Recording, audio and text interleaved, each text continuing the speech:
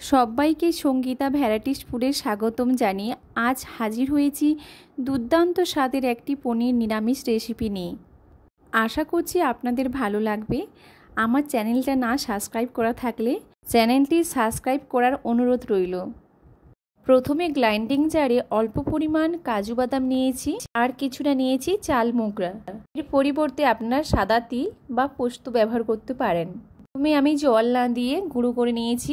তারপর দিয়ে দিলাম কুচনো আদা, দুটো কাঁচা লঙ্কা, একটা বড় সাইজের টমেটোর টুকরো করে দিয়ে দিলাম।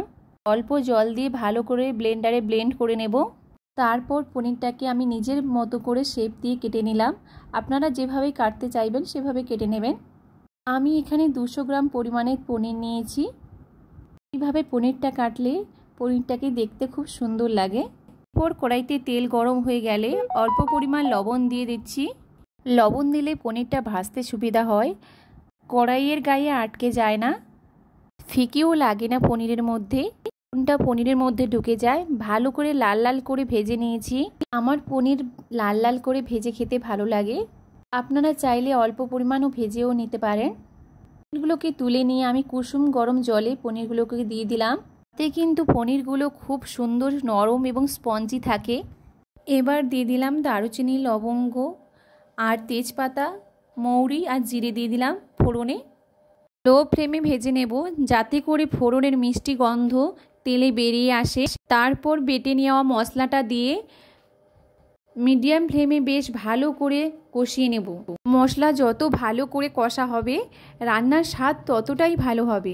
থেকে অল্প অল্প তেল ছাড়তে আরম্ভ করলেই তারপরে লঙ্কার গুঁড়ো, পরিমাণ মতো লবণ, তারপরে রান্নাতে অল্প পরিমাণ চিনিও যোগ করলাম যাতে করে স্বাদের ব্যালেন্সটা ঠিক আসে।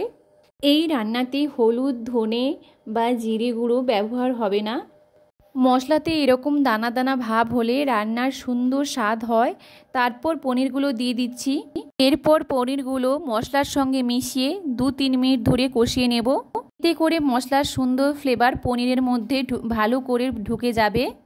এরপর আমি অল্প পরিমাণ ঈষৎ উষ্ণ গরম দুধ দিয়ে দিলাম। দুধটা দেওয়ার পরে ভালো করে মিশিয়ে নেব।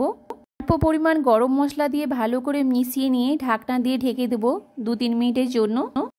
তারপরে দিয়ে দিলাম কাসুরি মেথি। এতে করে তরকারিতে একটা সুন্দর ফ্লেভার আসে। এবার রান্না একদম শেষের পর্যায়ে নাড়াচাড়া করে ভালো করে মিশিয়ে নিয়ে নামিয়ে নেব। এবার আমাদের এই দুধ পনির একদম রেডি সার্ভ করার জন্য। এতে যতটা লোভনীয় হয়েছে খেতে তার থেকেও অনেক ভালো হয়েছে। আশা করছি ভালো লেগেছে। একটা লাইক এবং শেয়ার করার অনুরোধ রইল।